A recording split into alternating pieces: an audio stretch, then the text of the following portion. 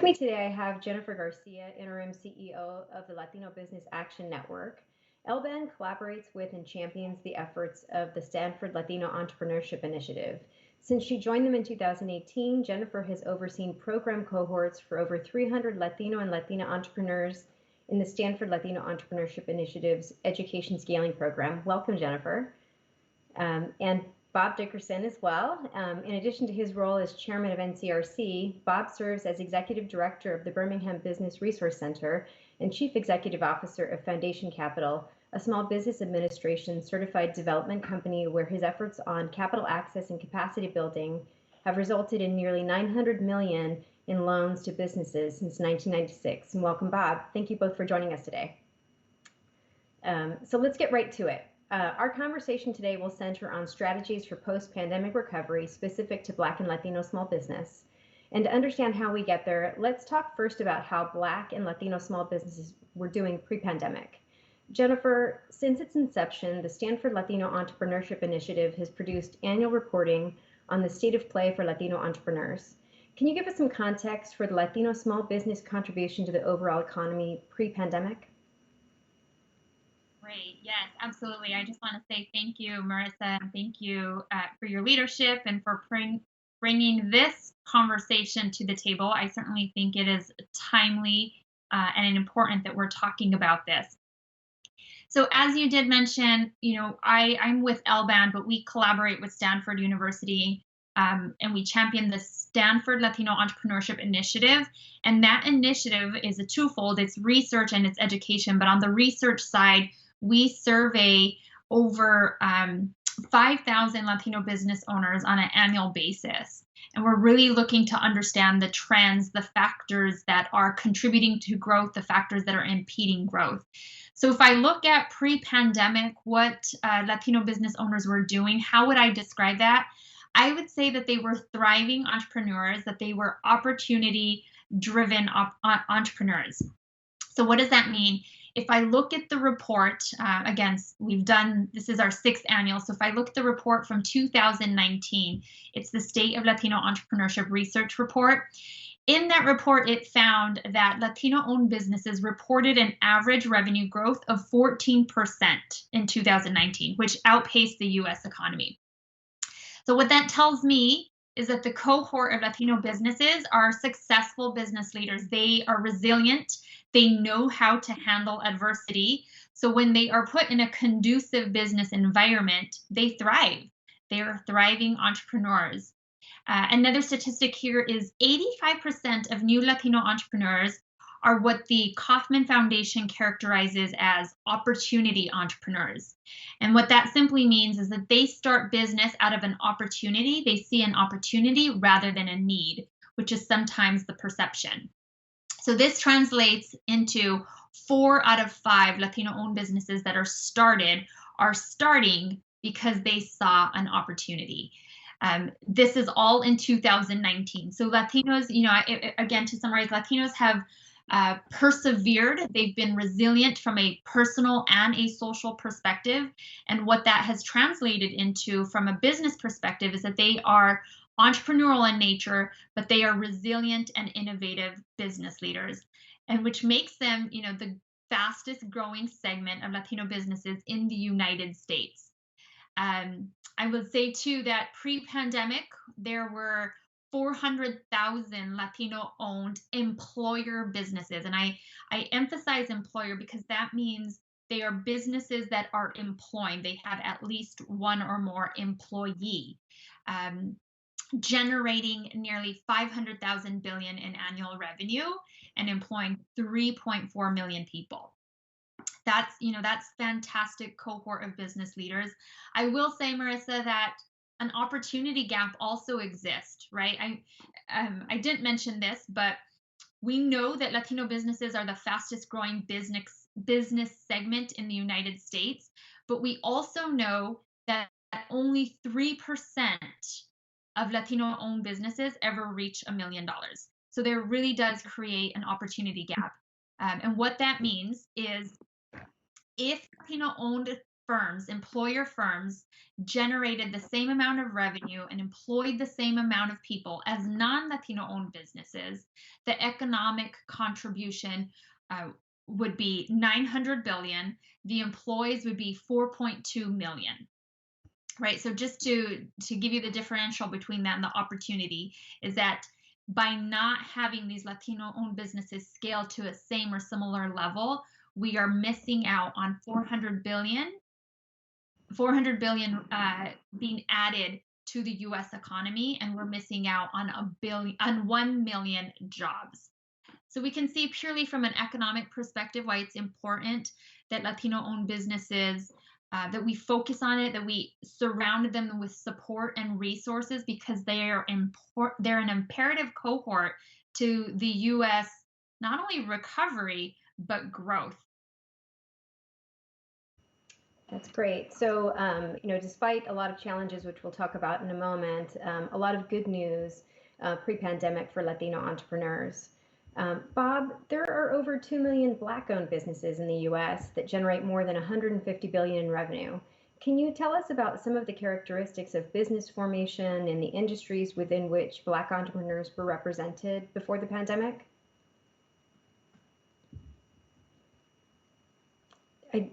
I think we may have an audio.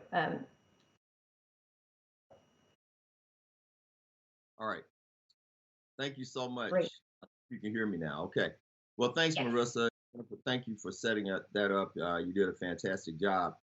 So yes, when you really think about it, over the past 20, 25 years, Black and brown entrepreneurs have been playing a vital role in starting new businesses, actually outpacing our numbers in terms of our percentage of the population. And I think that we all know that two things I think we have to focus on. That one of the important factors in closing the racial wealth gap is going to be our starting, growing, and being successful in business. And we can talk a bit about what success looks like. One of those things that we measure, and Jennifer hit on it with the Latino business community, really outpacing the Black business community, are the number of employees. So the more employees a business has, the more we, quote unquote, will lean toward calling that a successful enterprise. The other thing is revenue generation. The more revenue, obviously, that a business generates, then the more successful we think they are. And so when you think about what was happening and what has been happening to Black and brown businesses over the past several decades, and oftentimes history doesn't tell, the real story about the entrepreneurial spirit. I think Jennifer mentioned that these businesses have always put themselves in a posture to be chasing opportunity. My mentor is A.G. Gaston, and one of his most famous sayings was "Find a need and fill it." And so businesses in our communities have been finding needs and filling those for decades and decades. As a matter of fact, for probably more than a century, but we don't talk about that enough. So I've worked with, fortunately, businesses that come in all shapes and sizes, having done SBA financing, having worked for several banks throughout my career. And so the Black and brown business community, and in this case especially, the Black business community represents a lot of different industry segments, everything from healthcare, childcare, facilities management, janitorial. There are more and more companies getting into tech and digital marketing. Of course, we've always had construction and building services, food services, which includes restaurants, caterers, even some of the mobile food services. We all know about the personal services, cosmetology, fitness. So all of these kinds of businesses have been represented well, and all of these are people who are chasing opportunities. That was the fact pre-pandemic, and it is the fact after pandemic. The question is, what are these businesses going to look like coming out of the pandemic, and how do we continue to give them opportunities? How do we continue as technical assistance providers and folks that represent CDFIs? how do we respond to what they're going to look like and what they're going to need coming out of 2020? It's forcing us to sort of reposition ourselves and think more critically about the services that we provide to those small businesses. That's great. I mean, so really for both segments of entrepreneurs, a lot of growth that is outpacing their white counterparts, for some different reasons and potentially in some different sectors. And this is all really despite a lot of challenges that have been faced historically by these two communities. Can we talk a little bit about some of the challenges that have been faced by Latino and Black entrepreneurs in starting and growing their businesses? And Bob, if we can go to you first. Sure. Well, obviously, access to capital. I think if you did an interview on the street of any American city and put a microphone in someone's face, they're going to say that Black people can't get money, and they're right. I mean, it's difficult to get access to capital. There are a lot of reasons for that. Financial standing, ownership of assets, wealth in our communities. Obviously, a person who has low wealth is likely to have a lower credit score. So all of those things play into an inability of African American businesses and other brown businesses to access capital. Coupled with that, the fact that we are not as connected to the large, powerful stakeholders as some other people are. So when you add this lack of access to capital with the fact that we don't have those social networks that really help us even access capital or access opportunities, it really has created this kind of systemic disenfranchisement that is persistent in our business community and in our community as a whole.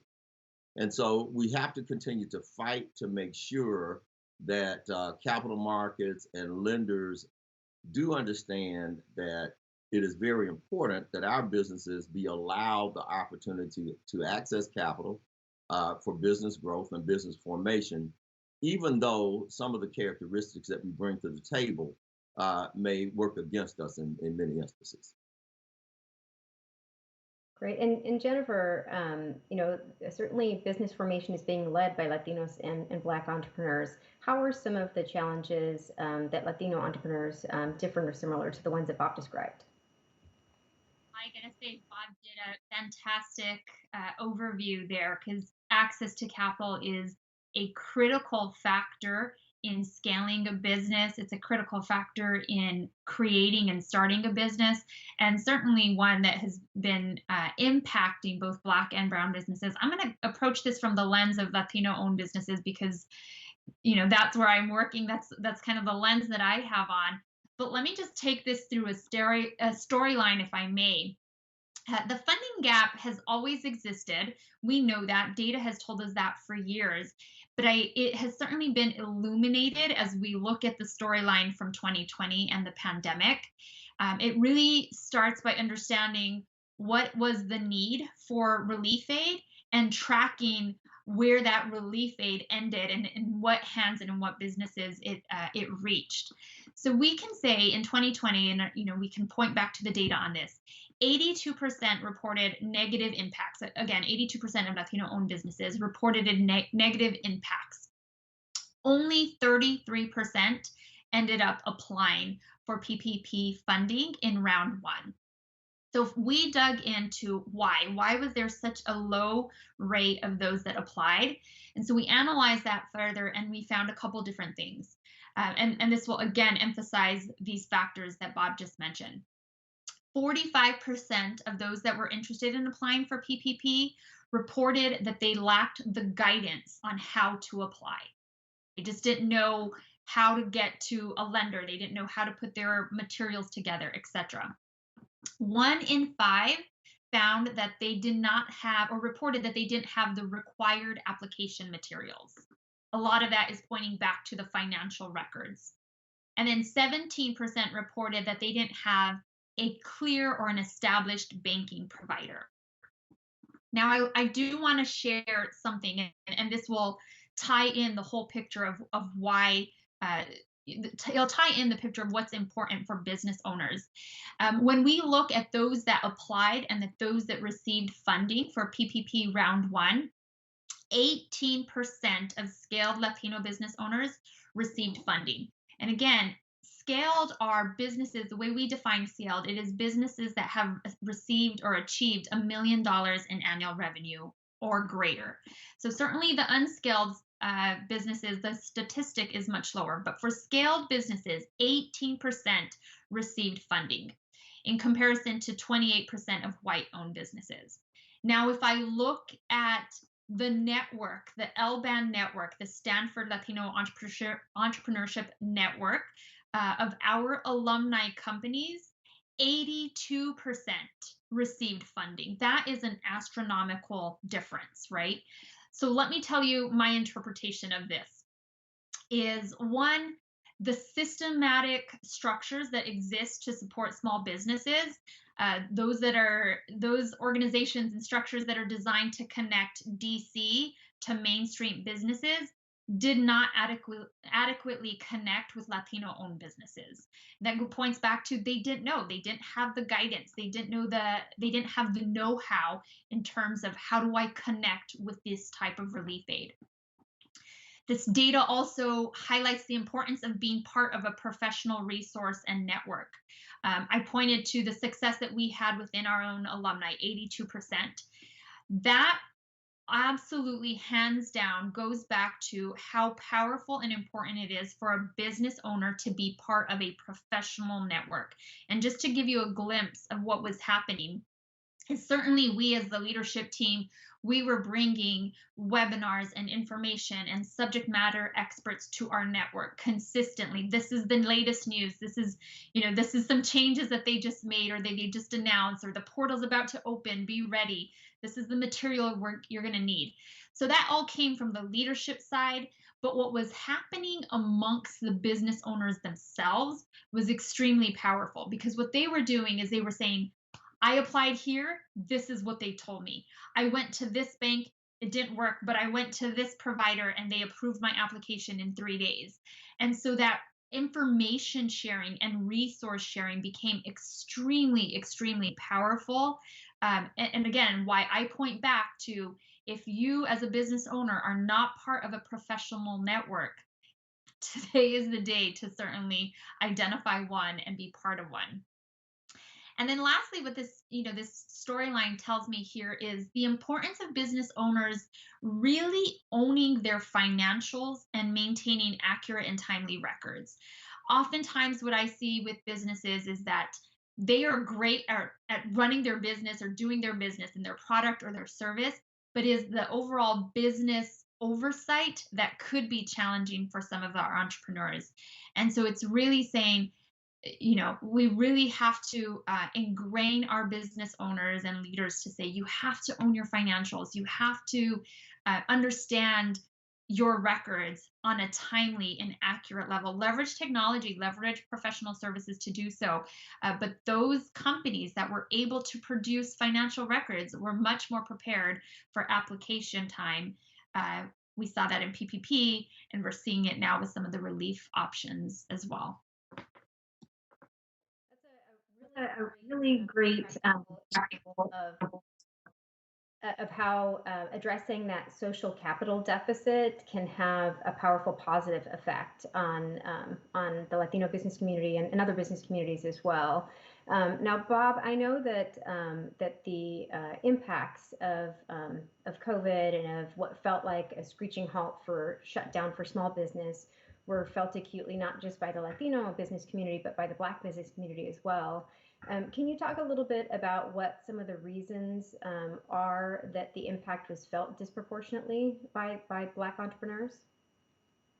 Yes, and thank you, Jennifer. You mentioned a couple of things, and I just want to highlight one of the training tools and tips that we should all use as we coach and guide and try to advance small businesses is to always be on top of your administrative paperwork. We've been preaching that and teaching that for years and years.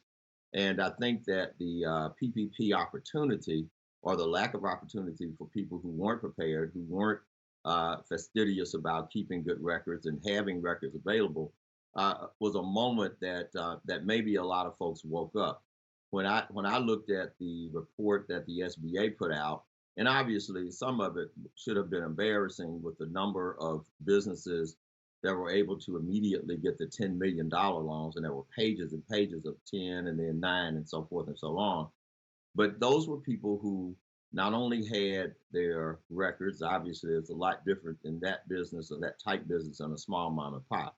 But it's very important that our businesses understand the importance of really having good documentation, because you never know when you're going to need it.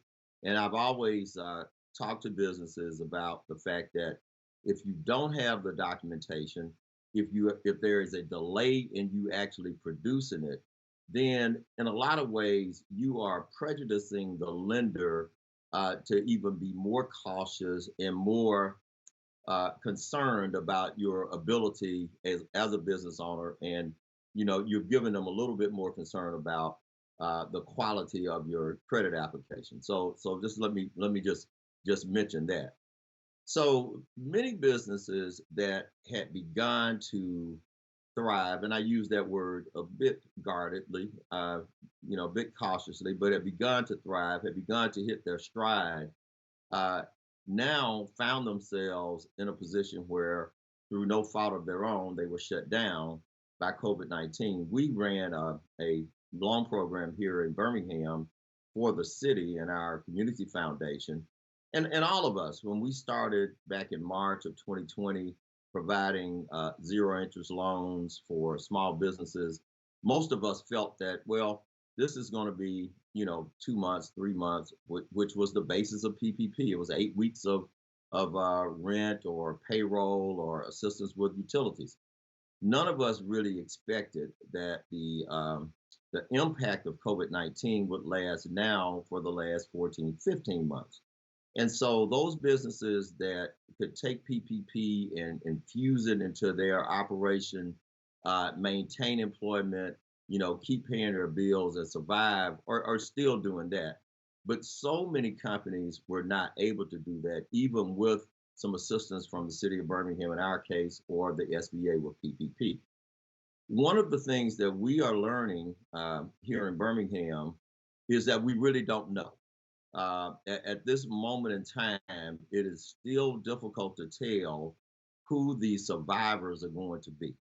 It's still really impossible to know what businesses are going to look like coming out of this pandemic whenever we actually come out of it. Which ones are going to be healthy? Which ones are going to be healthy enough with a bit of remediation and repair to stay in business? And which ones have already shuttered? And because these businesses are small, many of them have stopped doing business, and we haven't found out yet. So as we come out of this, we've still got some lessons that we've got to learn, and one of those will be, who can we continue to work with in order to help them stay in business? And frankly, we've got to figure out who can we work with to help them get back in business, and what are some of those programs and projects going to look like. And Bob, actually, on that note, there was a recent survey that was done by Small Business Majority that found that 1 in 5 Black or Latino small business owners expect to permanently close by the beginning of the second quarter of this year, and that's where we are right now.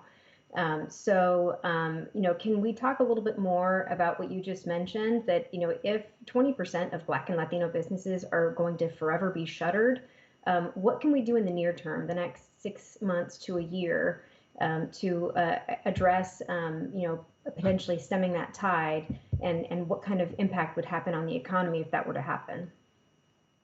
Well, obviously, it's not, for their personal situation is going to be bad, especially those who were depending on that business income to support their families. So we can see without, much imagination, what that's going to look like. But what I've been trying to focus on was not the fact that the 1 in 5 were going to are now closed, and that business is quote unquote permanently closed. I have tended to want to focus our attention on those entrepreneurs who are just that, who inside of them have this innate drive to be entrepreneurs, an innate drive to be self-employed, a real penchant for what they do. And so, those folks may shutter this particular business, but I've seen it start to happen now. Many of them are going to be looking for opportunities down the road. And where, yes, they may not have weathered the 2020, 2021 COVID pandemic, they are going to be looking to launch different businesses, to relaunch perhaps the business that they've had, and they're going to need our help. And so I would really hope that those of us who are in the areas of providing coaching and counseling and technical assistance to businesses, those of us who are running CDFIs and other lending organizations, and our folks in the banking community would understand the need for us to have patient, understanding, innovative, progressive products and services for the folks, those entrepreneurs who want to return. That's great. And Jennifer, what are your thoughts? 100% aligned with what Bob just said. If I could just add a specific segment to your comments there, Bob, is I would add that Latinas. Again, I'm approaching everything from the lens of Latino entrepreneurship because that's my world. But nearly twice as many Latina-led companies experience closure compared to Latino-led businesses. Twice as many. I'm sure there's many factors in there. Personal is probably a huge component, likely due to the traditional roles that Latinas play within their home.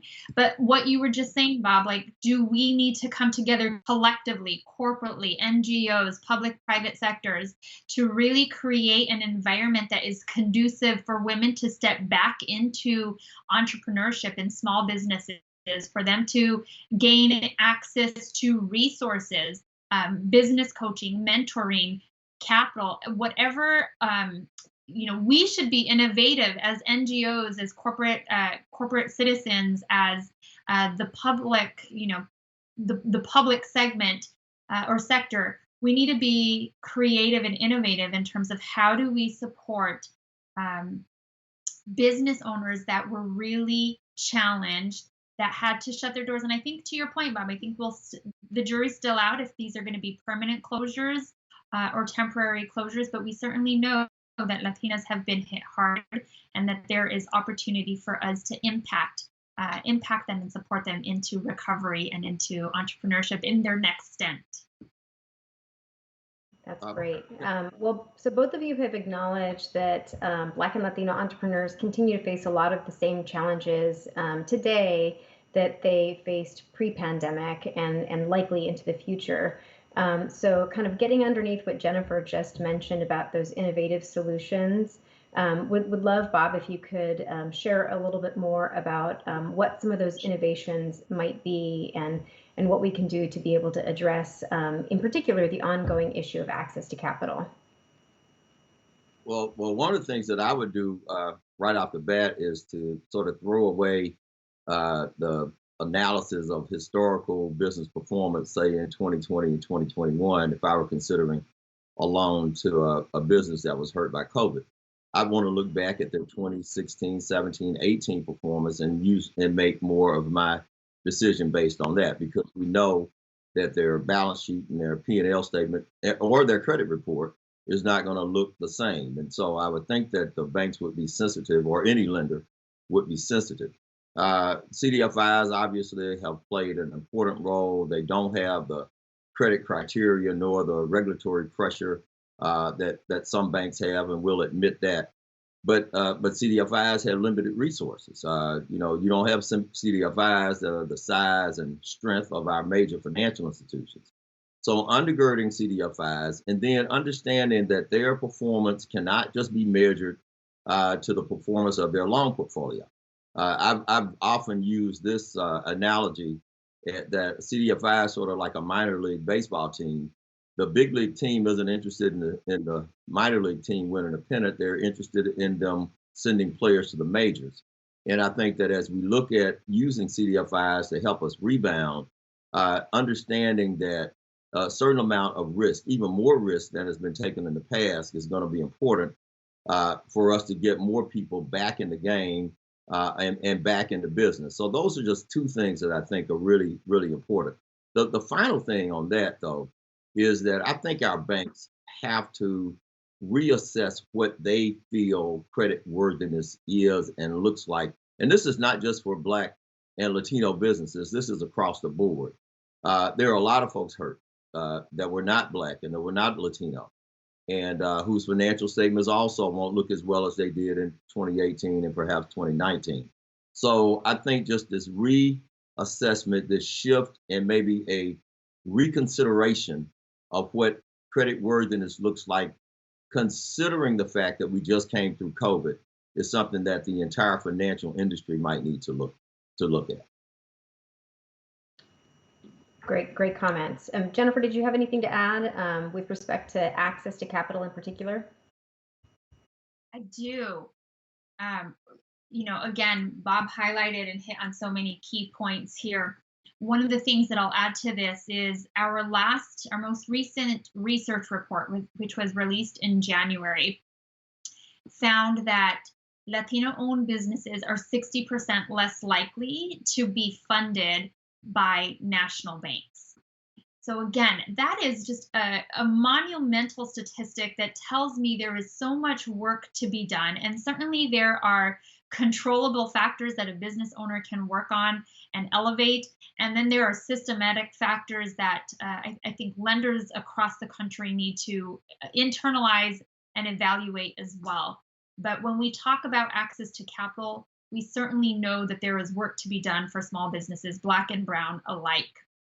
But to also speak to where do we go from here, right? What are the actions that we can take from here as we move forward? I believe that it would be a true loss if businesses return to business as usual. We have gone through too much in 2020. We have experienced too much. We have learned too much that if we just go back to business as usual, we would be missing out on a huge opportunity. What I mean by that is we observed many businesses operate with a heightened sense of awareness, of urgency, of creativity, of innovation. We've seen them pivot and pivot again, to the extent where they might have whiplash at this point.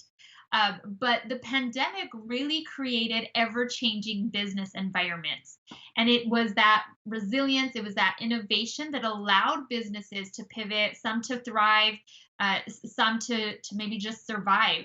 But I believe it's a great opportunity for businesses to maintain that same sense of urgency and that innovation. And just because you're recovering, just because you've had a great first quarter or first year, don't stop there. Embed that innovation into the ongoing process and operations of your company. Find cheaper ways, find faster ways, find better ways to bring your product or service to the market. What I would say is keep that COVID edge, right? We're all sitting at the edge because of a pandemic. Keep that as you go forward into an economy of recovery. And then from a very practical sense and perspective, I would say understand that the complexity of your company is going to increase as your employees increase. And you have to understand, as a business leader, you have to identify what are the key challenges or opportunities that are facing my company in the here and now, and have laser-like focus on attacking those issues. I know that for a small business, for an entrepreneur, we could be we could fall into this shiny object syndrome, right? This shiny object syndrome is our nemesis. You need to have a strategy and you need to execute on that. And there's so many resources and ideas and tips that could pull us in so many different directions, but you certainly want to make sure that we have a laser-like focus. And the last thing I would say here is, again, pointing back to 2019, pre-pandemic, our research report identified several different strategies that correlated with business growth. And the two that I want to share today is focusing on satisfying existing customers and bidding on corporate and government procurement contracts. This is where it comes, right? We're talking about growth of a business. We're talking about increasing your sales and revenue. You want to make sure that you are looking and focusing on your customer service, on your retention. How are you retaining your customers? How are you understanding how your customers' needs differ today in 2021 than they did, Q4 of 2020? And then I'm sure we'll talk about this a little bit more, but seeking after those corporate and government contracts, preparing yourself from a certification perspective, but also from a presentation perspective, really getting your company to a place where you can seek out and bid on new contracts. I think those are great opportunities as we look to the future of recovery and growth. That's great. And Bob, I know you've talked a lot about how important it is for a business to actually be able to sell and earn revenue, and the role of certification and procurement. So I'd love for you to expand a little bit on that. Yeah, sure, Marissa. And I love the having the COVID edge and no business as usual. I think I'm gonna borrow those, Jennifer. Thank you for that. So a sign on the wall of one of my bosses from back in my career said, "Nothing happens until somebody sells something." And it's been sort of a guiding principle of the way I've tried to deal with businesses, because I understand that as a technical assistance provider and as a access to capital person, a banker, a financier, that if those companies don't make a sale and don't sell enough to pay the debt back and make it worthwhile to be in business, then all is for naught. And so we focused a lot of our attention on vendor and supplier development, not necessarily just supplier diversity, but vendor and supplier development, so that we are working with those firms who have real opportunities being provided to them by, in many cases, many public utility companies, major corporations, et cetera. Focusing our attention on those folks that have a real opportunity to sell, a real opportunity in a defined market, I think will be very helpful to them. And as we speed up the recovery of our Black and brown businesses, it's something that we really, all of us should focus more of our attention on. And then use our advocacy on the other end to make sure that these firms know that there is a value in doing business with diverse companies. They know that there is a value in doing business with Black and brown firms. And that value is about more than just everybody's bottom line, but there's a community value that we can extract when we grow companies from those communities, from the Black and brown communities. The other thing I will just go back to, one of the things that is very important for our businesses to do, and it is to work on their businesses as opposed to in their businesses. As Jennifer was talking, it made me think about that. But as we come out, developing strategies, understanding what works, understanding what didn't, having a vision for the future is also critical. And so between making sure that we understand where we're trying to go in business, and those of us on the technical assistance and counseling end understand that we can focus our attention on businesses that have real opportunities for sales and revenue generation, are two important factors. That's really great. So, you throughout our conversation, both of you have talked and touched on technical assistance and small business resources. Jennifer, I wonder if, starting with you, if you can talk a little bit about the kind of mentoring and training and technical assistance that would be helpful to Latino entrepreneurs. And I'm sure that you'll have a lot to share with respect to the programs that the Stanford Latino Entrepreneurship Initiative offers. Yes, absolutely. Well, we recognize that small businesses across the board need the support and resources going into 2021.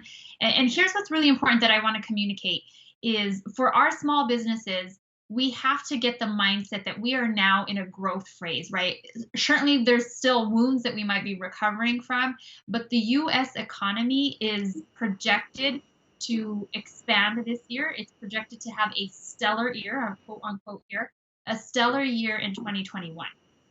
If small businesses don't grab onto that until Q4, it's going to be too late, right? So from today, we want to say you want to position your business to think about growth in 2021.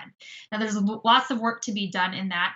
I'll extend an invitation right now. We are having a Resources That Matter webinar coming up on May 27th.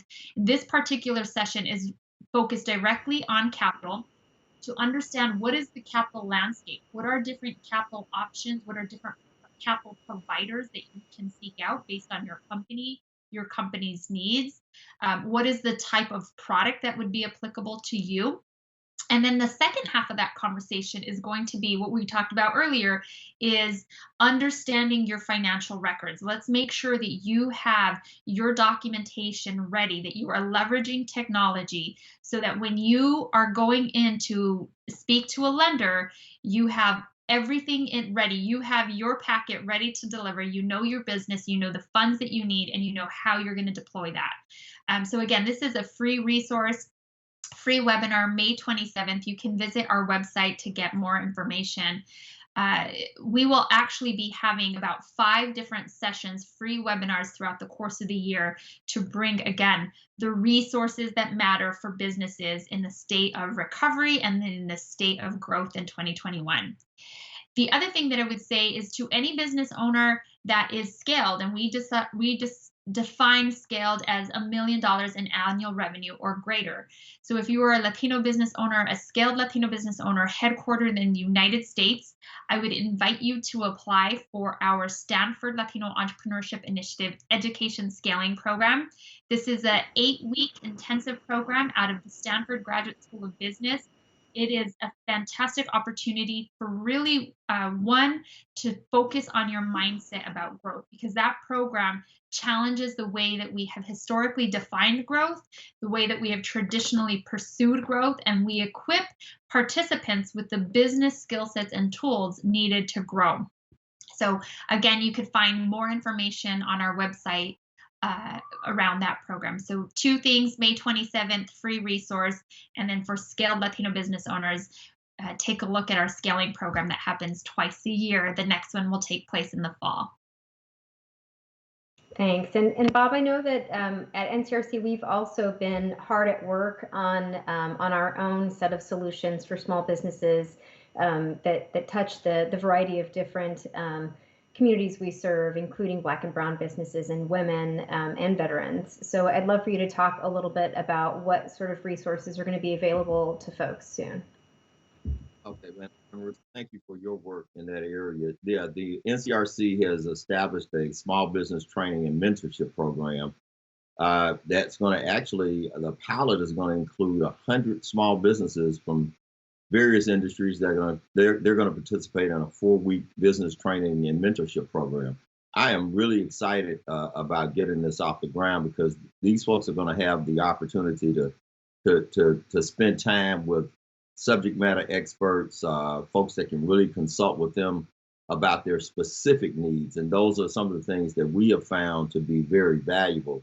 That the one-on-one mentoring and counseling is great.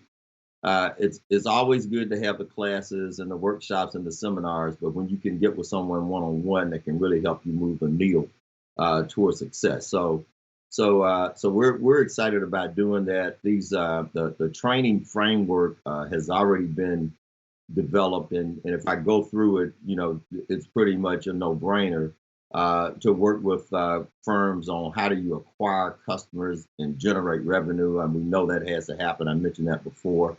But at the same time, you got to be able to control your expenses, manage your inventory. I mentioned the visioning piece, that every now and then you have to take a break and look back at what you've done in contrast to what you plan to do, and see if you're on track, see if you're off track. And then as you talk about accessing capital, we know that capital comes with a cost. And so let's make sure that we understand the cost and how that cost of capital impacts our bottom line. Those are things that businesses need to know about. No business really operates by itself, and so and our goal is to have more employers, more businesses that employ people. But we also have to make sure that we're doing a good job in hiring and training and making sure that we convey the culture of our organization to the folks that work for us. And of course, no good program would ever be around without some sort of SWOT analysis. So we know we'll do that. And in general, we'll be looking at businesses in I guess, across the board in terms of industries, childcare, um, organizations, retail, and I guess retail could be mom and pop, and it may be a little bit bigger than that.